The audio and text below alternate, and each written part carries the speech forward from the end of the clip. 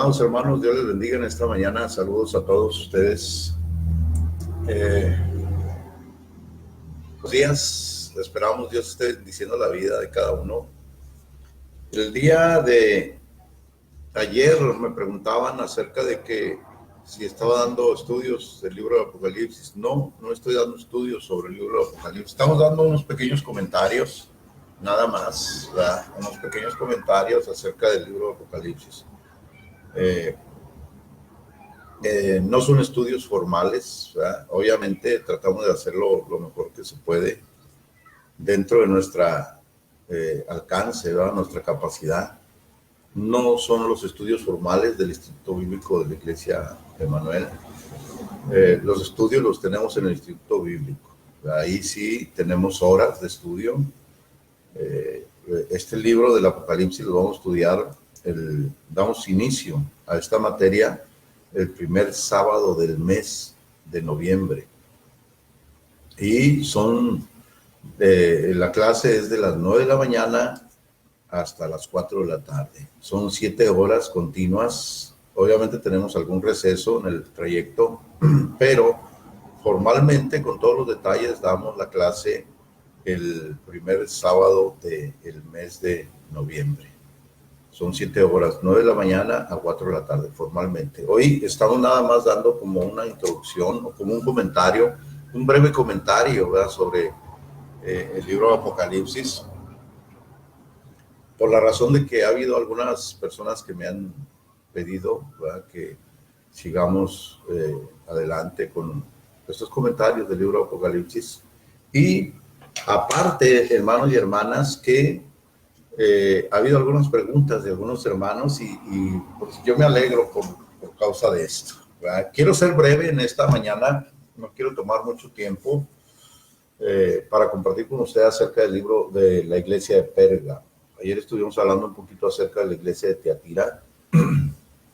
Son comentarios nada más, no es el estudio formal del Instituto Bíblico. Estamos preparando la clase para el Instituto Bíblico basados en el libro que tenemos aquí, del Instituto Bíblico de Emanuel. Dice la Biblia en el libro del Apocalipsis, capítulo 2, verso 12 al verso 17. Dice de la siguiente manera, 12 al 17 dice: y escribe al ángel de la iglesia en Pérgamo, el que tiene la espada aguda de 2 filos, dice esto: yo conozco tus obras y dónde moras, dónde está el trono de Satanás, pero retienes mi nombre y no has negado mi fe, ni aun en los días en que Antipas, mi testigo fiel, fue muerto entre vosotros, donde mora Satanás. Pero tengo unas pocas cosas contra ti, que tienes ahí a los que retienen la doctrina de Balaam, que enseñan a Balac a poner tropiezo ante los hijos de Israel, a comer las cosas sacrificadas a los ídolos y a cometer fornicación. Y también tienes a los que retienen la doctrina de los Nicolaitas, la que yo aborrezco. Por tanto, arrepiéntete, pues si no, vendré a ti pronto y pelearé contra ellos con la espada de Moca. El que tiene oído, oiga lo que el Espíritu dice a las iglesias. El que venciere, daré a comer el maná escondido, y le daré una piedrecita blanca, y en la piedrecita escrito un nombre nuevo, el cual ninguno conoce sino aquel que lo recibe. Es Apocalipsis capítulo 2, verso 12 al verso 17. La iglesia de Pérgamo.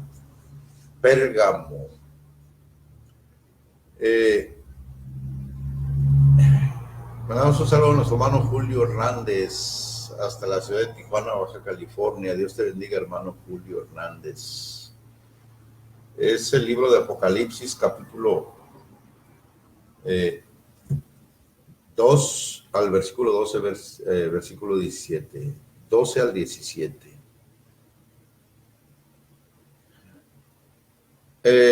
Aquí se nos presenta a la iglesia de Pérgamo, la iglesia del Estado.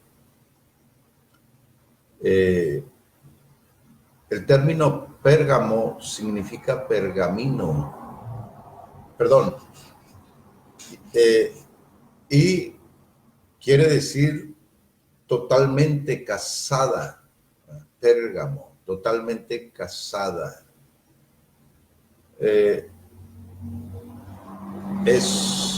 Pérgamo era una ciudad en la región noroeste de la Anatolia, que hoy es Turquía, a unos 24 kilómetros de la costa.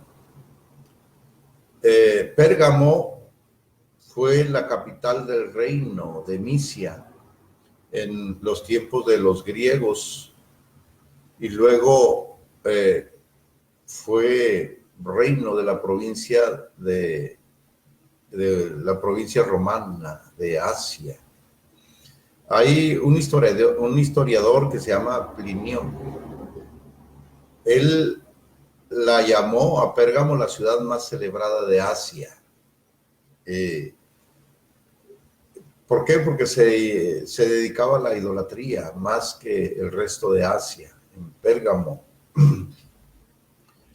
fue una ciudad-estado famosa por su riqueza y tenía una biblioteca de más de 200,000 volúmenes que competían con la biblioteca de Alejandría en Egipto, hasta que un gesto de amistad de Marco Antonio la regaló a Cleopatra, y así terminó aquella rivalidad entre ambas ciudades.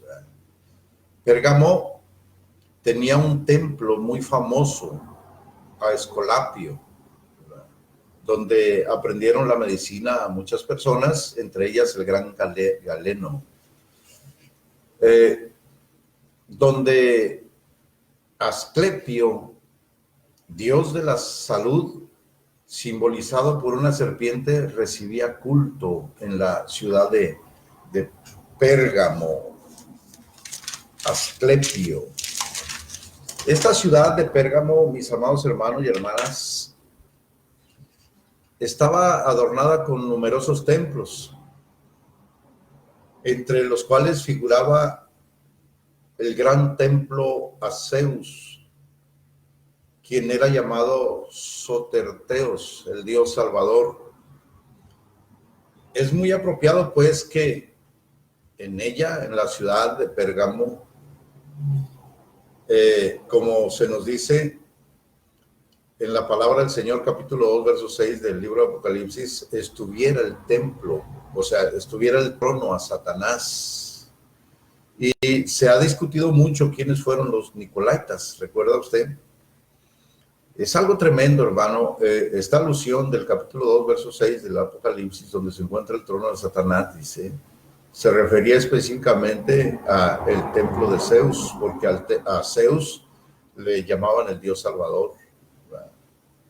Entonces, ¿quiénes fueron los Nicolaitas? Los Nicolaitas eran miembros de una secta de presuntos cristianos mencionados en el capítulo 2, verso 6 del libro de Apocalipsis, y también mencionados en el versículo 15 del capítulo 2 de Apocalipsis. Dios ahí dice que aborrece las obras de los Nicolaitas. Esto es importante, hermano, porque dice que aborrece las obras de los Nicolaitas, pero no dice que aborrece a las personas. ¿Sí? Nuestro hermano Julio Hernández, nuestra hermana Luz Delia García, le mandamos un saludo también a nuestra hermana Luz Delia García Sierra, hasta a ver que me acuerdo la ciudad, luego se la digo, hasta Florida. Dios le bendiga, hermana Luz María, Luz Delia. Les decía que los Nicolaitas, hermanos y hermanas, eran miembros de una secta de presuntos cristianos, No sé qué me recuerda a esto, pero bueno. Ellos son mencionados en el libro de Apocalipsis, capítulo 2, verso 6 al verso 15. Y Dios dice que aborrece las obras de los Nicolaitas, pero no dice que aborrece a las personas, aborrece las obras, o sea, lo que ellos hacen. Y no se sabe a ciencia cierta cuáles eran las prácticas religiosas de ellos. Ireno dice que eran seguidores de Nicolás. Nicolás, como usted lo ha de recordar, era uno de los 7 diáconos. Hermana Juliana Álvarez, Dios le bendiga. Hermana Juliana Álvarez, Dios le bendiga. Desde el Tecolote. Recuerdo yo esa colonia del Tecolote allá en Tijuana, Baja California. Dios le bendiga, hermana Juliana Álvarez. Un saludo a su familia. Le decía, hermanos, que Ireno dice que eran seguidores de Nicolás, uno de los 7 diáconos.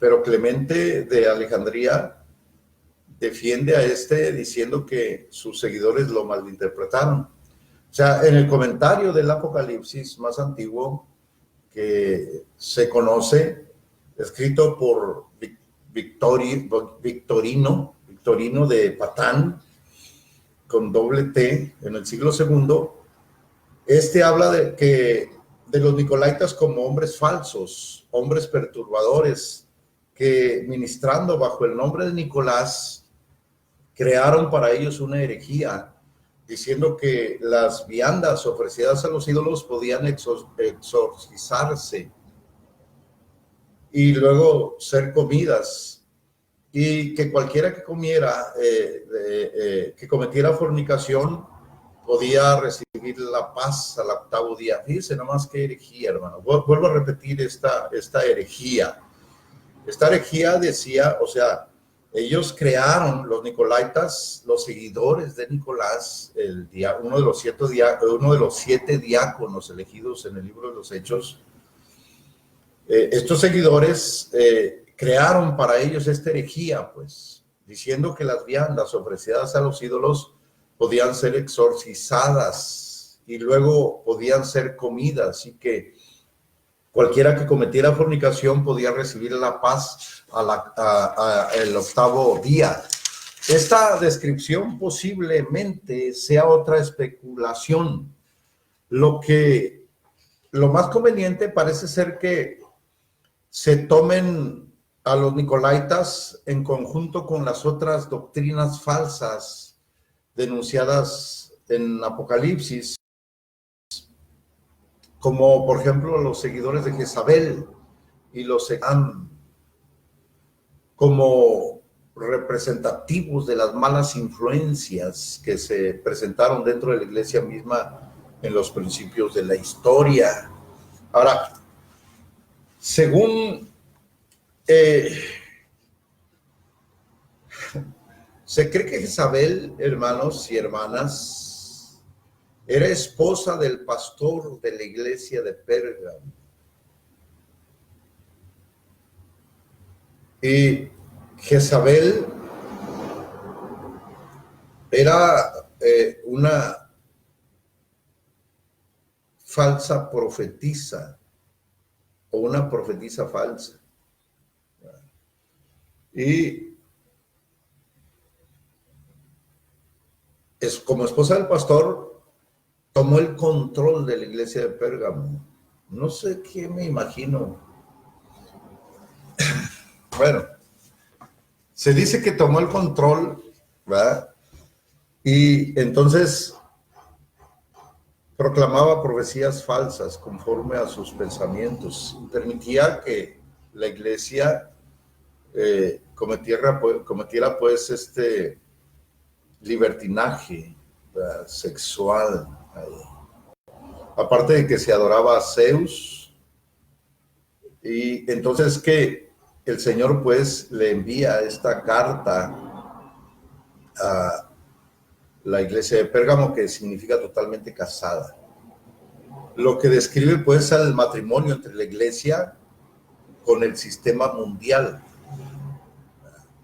Y dice esto porque la iglesia se convierte en una iglesia estatal en el año 315 al año 350. Pérgamo pues era una ciudad famosa por su saber, era una ciudad famosa por su ciencia, y ya le decía que poseía la biblioteca más grande. después de la de Alejandría, y aquí había pues como una competencia. Eh, aquí en Pérgamo, aquí se perfeccionó el arte de preparar pieles de animales para escribir. Es de ahí donde se deriva la palabra pergamino, de Pérgamo.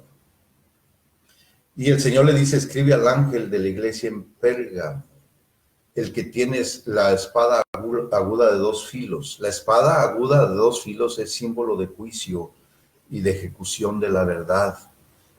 El que redarguye y el que convierte, el que condena o el que castiga. Esta espada aguda de dos filos es símbolo de juicio y símbolo de ejecución de la verdad. Fíjense que en el libro de los Hebreos, capítulo 4, versículo 12, dice así: porque la palabra de Dios es viva y eficaz y más cortante que toda espada de dos filos, y penetra hasta partir el alma y el espíritu, las coyunturas y los tuétanos, y discierne los pensamientos y las intenciones del corazón. Y en Apocalipsis capítulo 19, verso 15, dice, de su boca sale una espada aguda para herir con ella a las naciones, regirá con vara de hierro, y él pisa el lagar del vino del furor de la ira del Dios Todopoderoso, dice esto. Y dice, yo conozco tus obras, le dice a la iglesia de Pérgamo.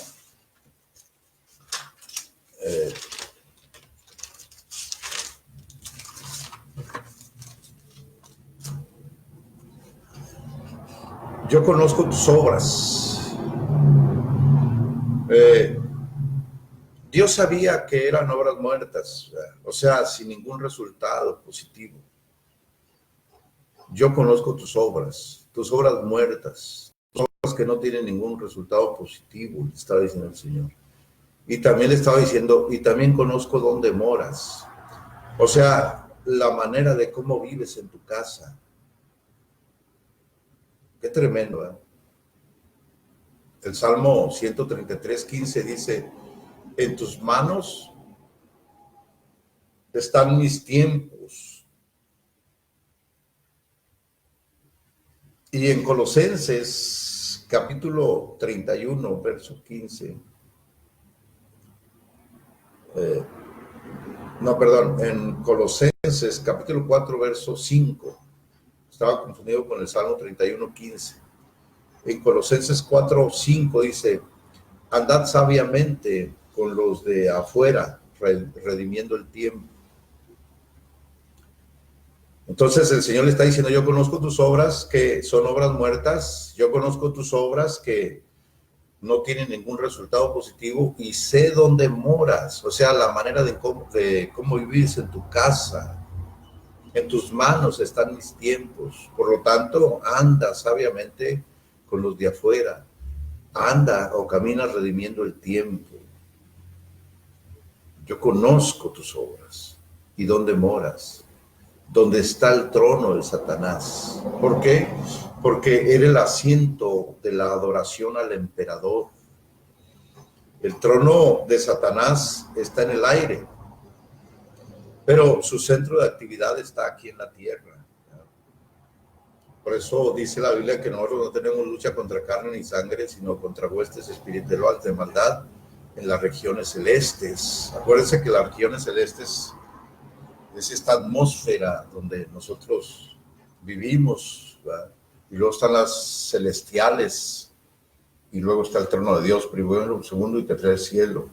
Los lugares celestes es donde se mueve Satanás, es donde tiene su trono, pero su lugar de actividad está aquí en la tierra. Entonces, en este lugar tenía un enorme altar a Zeus, Soterteos. Zeus, que quiere decir el Dios Salvador.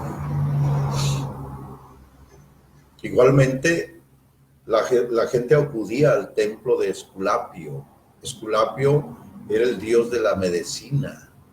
Y corrían a este templo de Esculapio para que la gente fuera sanada. Por eso es que el Señor le dice, ¿dónde moras? en donde está el trono de Satanás. Entonces esto nos enseña, mis amados hermanos y hermanas, que la idolatría es un pecado muy grande delante del Señor. Y la idolatría está prohibida en Éxodo capítulo 20, ¿verdad? Donde están los 10 mandamientos. Parece que los 10 mandamientos contenía las leyes civiles, las leyes matrimoniales, ¿verdad? Y los mandamientos del Señor.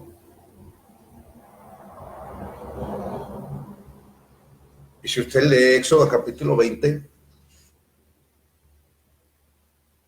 el primer mandamiento es: adorarás al Señor tu Dios sobre todas las cosas. Amarás al Señor tu Dios sobre todas las cosas. Y luego dice: no te harás imagen ni semejanza de lo que esté arriba en el cielo. ¿Qué está arriba en el cielo, hermano? Ni abajo en la tierra. Y luego dice: ni debajo de la tierra. No te inclinarás a ellas, ni les honrarás. Yo soy tu Dios fuerte y celoso, que visito la maldad de los padres a los hijos hasta la tercera y cuarta generación de los que me aborrecen. Fíjese qué tremendo. No te harás imagen. ¿Dónde es que se imagina las cosas el hombre? Bueno, el ser humano. ¿No? Es por eso que nuestra expresión, cuando decimos yo me imagino, la imaginación está aquí en el cerebro.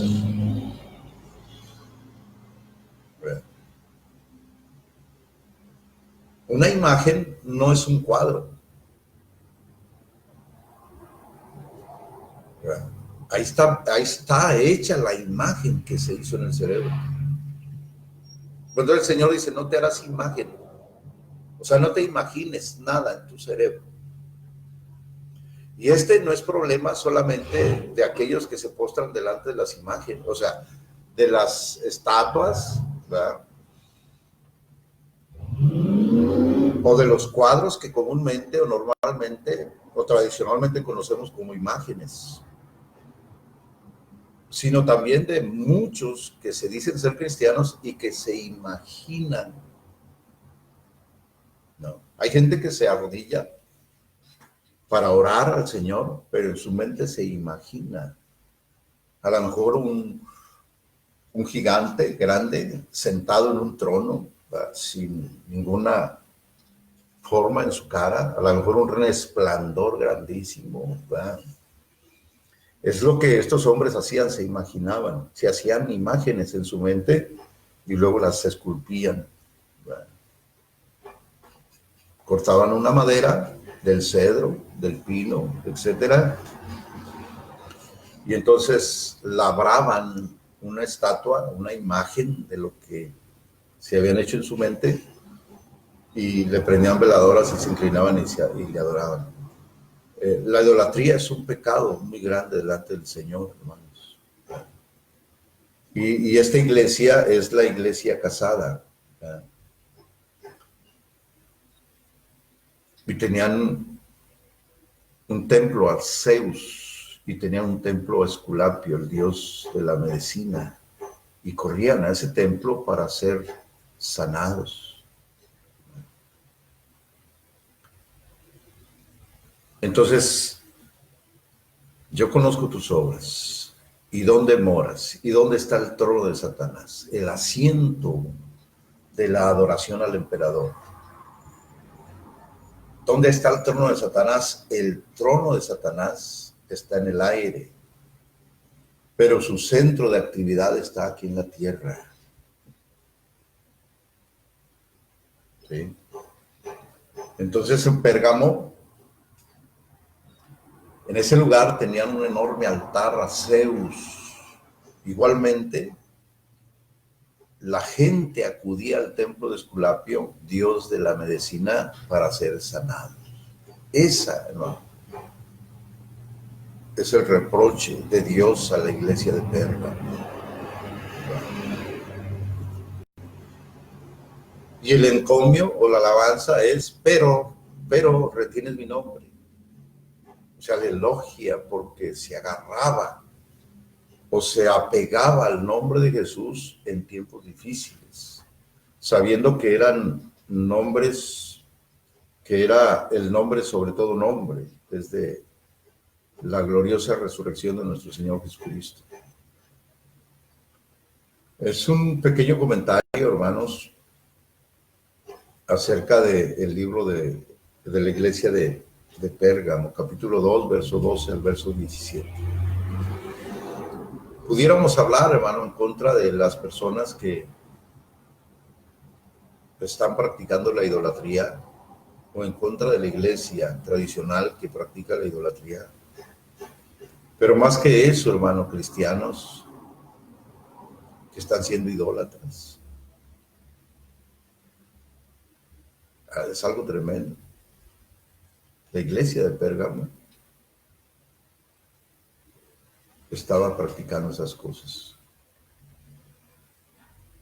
O sea, se aferraban, ¿verdad?, al nombre de Jesús.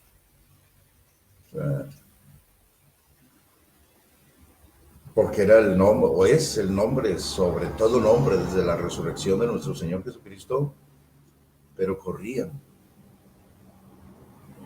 al templo del dios Esculapio, el dios de la medicina, para ser sanados. Y adoraban a Zeus. Algo tremendo. Y aparte, estaban soportando a Jezabel, una falsa profetisa, y estaban recibiendo o practicando las enseñanzas de los Nicolaitas. Los Nicolaitas eran los seguidores de Nicolás, uno de los 7 diáconos elegidos en el libro de los Hechos. Y ahora obviamente hicieron su doctrina falsa y decían que la comida sacrificada a los ídolos podía ser exorcizada y podía ser comida. Y la persona que había cometido fornicación, después de haber comido esta comida, a los días podía sentir paz por el pecado de fornicación. Y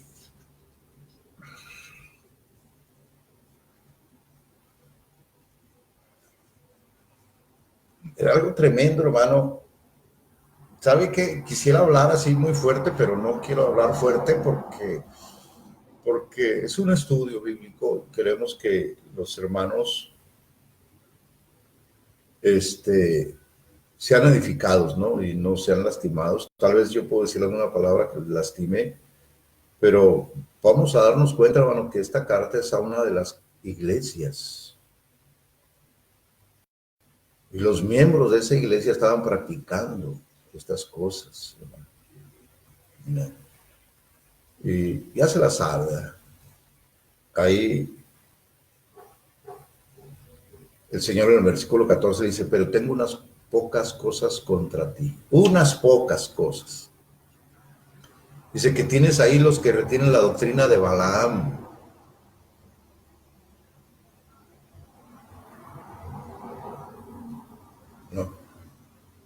No eran todos, afortunadamente, sino solo unos residuos de personas.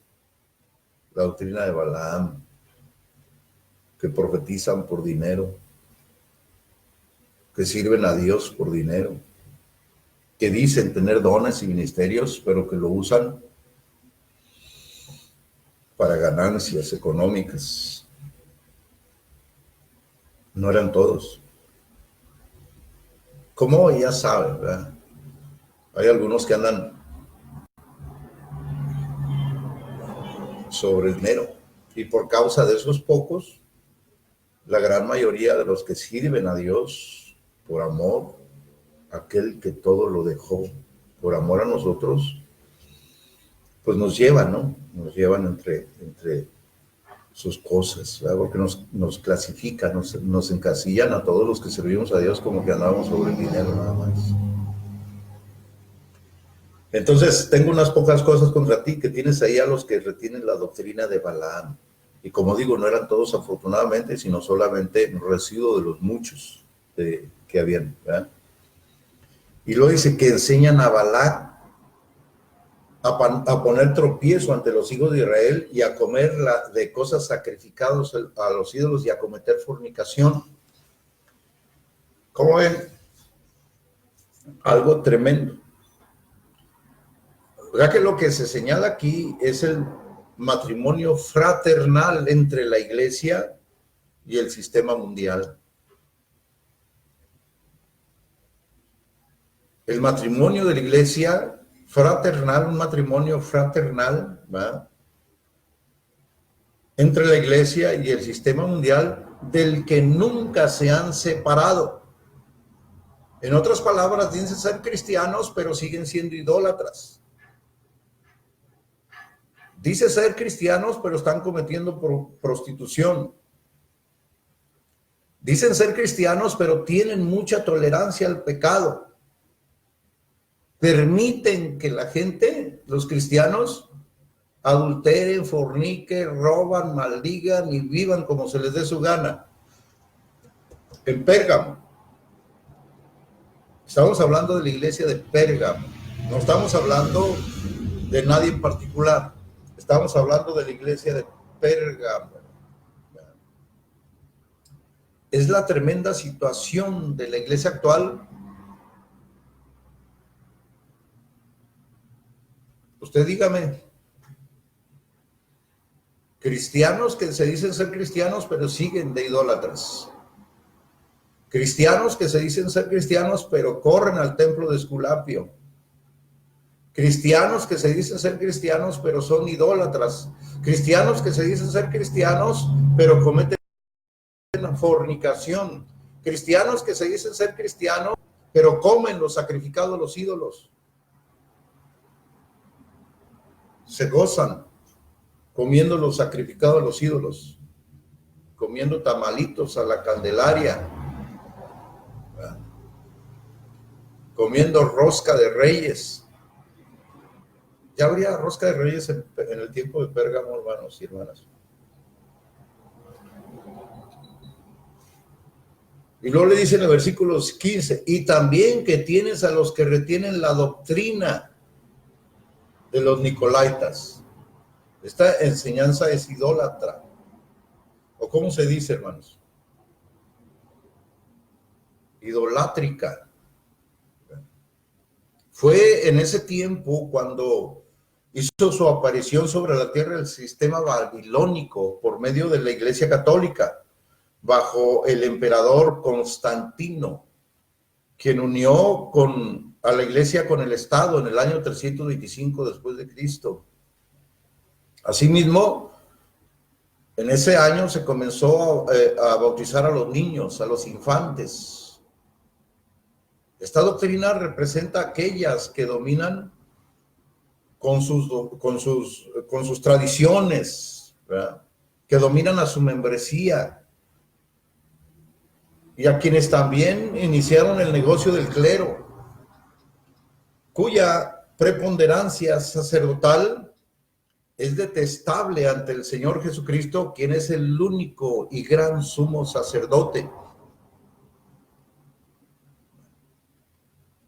Doctrinas idolátricas. Entonces el Señor le dice, yo conozco tus obras. ¿Y dónde moras? Donde está el trono de Satanás, pero retienes mi nombre. O sea, dices ser cristiano, pero te aferras a mi nombre. Y no han negado mi fe, ni aún en los días de Antipas, mi testigo fiel, que fue muerto entre vosotros. Acuérdense que este testigo fiel fue martirizado en Pérgamo por su amor al Señor. Y según la historia, fue encerrado en el vientre de un becerro de oro y calentado a rojo vivo. O sea, era un becerro de oro y lo metieron ahí, hueco, y lo metieron ahí para que negara la fe del Señor Jesucristo. Y como no negó la fe del Señor Jesucristo, entonces lo quemaron, calentaron acá el becerro de oro y murió rostizado adentro de ese becerro de oro.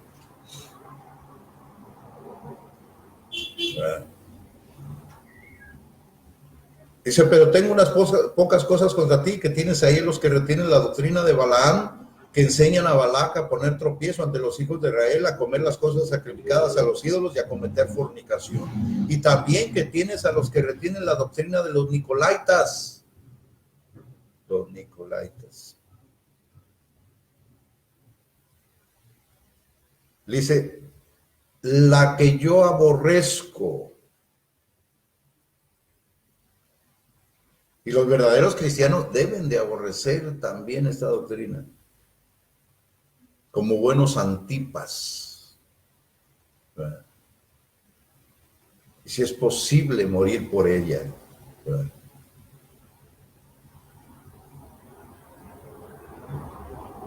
Y le dice el Señor, por tanto, arrepiéntete, pues si no, vendré a ti pronto y pelearé contra ellos con la espada de mi boca. La espada de dos filos, recuérdense que dijimos que era la palabra del Señor.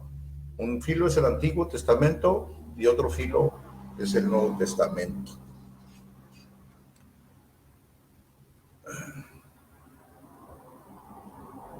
Pues la idolatría, hermano, es un pecado muy grande delante del Señor. Las falsas enseñanzas, la falsa doctrina. Un pecado muy grande del Señor es creerse ser cristiano y ser un idólatra. Pecado muy grande delante del Señor es creerse ser cristiano y ser un fornicario. Pecado muy grande delante del Señor es creerse ser cristiano y ser un adúltero. Son obras que el Señor aborrece. Fíjese bien, hermano. Son obras que el Señor aborrece. El Señor aborrece las obras, no a la persona. Pero sí, el Señor le dice a la persona, por tanto, arrepiéntete. Si no, vendré a ti pronto y pelearé contra ellos con la espada de mi boca. Dice, el que tiene oído, oiga lo que el Espíritu dice a las iglesias. Al que venciere le daré de comer el maná escondido. Maná significa o quiere decir, ¿qué es eso? Manjú, ¿qué es eso? Porque fue la pregunta que se hicieron los israelitas cuando salieron a recoger por primera vez el maná. Era como hojuelas con miel, como si estuvieran comiendo cornflakes. Entonces el Kellogg's no inventó el cornflakes. El manjú, el maná, ¿qué es eso? Sabía a hojuelas con miel. Nuestro Señor Jesucristo es el maná que se nos ofrece, ¿verdad? O que el Padre nos ofrece en vez de una religión idolátrica. Entonces es necesario dejar, ¿verdad?, esas obras que el Señor aborrece y dedicarnos, ¿verdad?, a el Evangelio de nuestro Señor Jesucristo. ¿Verdad? No salir de una religión para meternos a otra, sino es salir de la religión para entrar a una relación genuina y real con el Cristo de la gloria. Yo creo que ahí lo vamos a dejar, hermano, porque como que está algo difícil, algo duro, ¿verdad?, algo tremendo, ¿verdad? Nada más recuerde que el Señor le dice, el que tiene oído, oiga lo que el Espíritu dice en las iglesias. Al que venciere, le daré a comer el maná escondido. Jesucristo es ese pan que descendió del cielo. Pero dice más, dice, y le daré una piedrecita blanca. Esta piedrecita blanca era un diamante. Esta era la piedra preciosa que se le daba al triunfador en los Juegos Olímpicos. Y también en los tribunales se daba esa piedrecita a los que resultaban absueltos o inocentes de aquello que se les acusaba.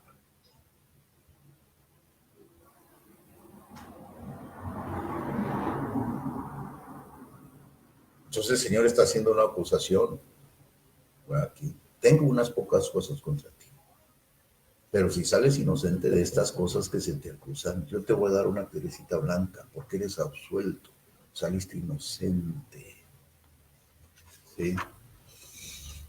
A lo contrario que cuando era culpable se le daba una piedrecita blanca. La piedrecita blanca también era una muestra de amistad. Era un diamante y se quebraba en dos, un pedazo para cada uno. Entonces un amigo se quedaba con una parte, un amigo se quedaba con la otra parte. Y cada parte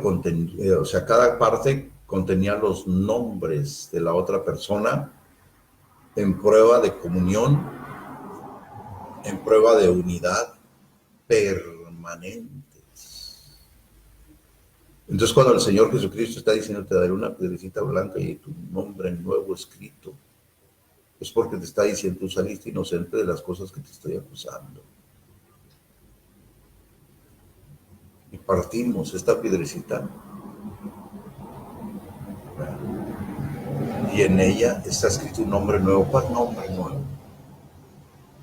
No el mío, sino el de la otra persona. El nombre de Jesús está escrito, ¿verdad? Sí, no es mi nombre. Es el nombre de aquella persona con quien tengo comunión, con quien tengo unidad, con quien tengo amistad. Amén, hermano. Una prueba de unión permanente. Por eso se dice la palabra y en la piedrecita ha escrito un nombre nuevo, el cual ninguno conoce sino aquel que lo recibe. Entonces nosotros somos para el Señor, ¿verdad?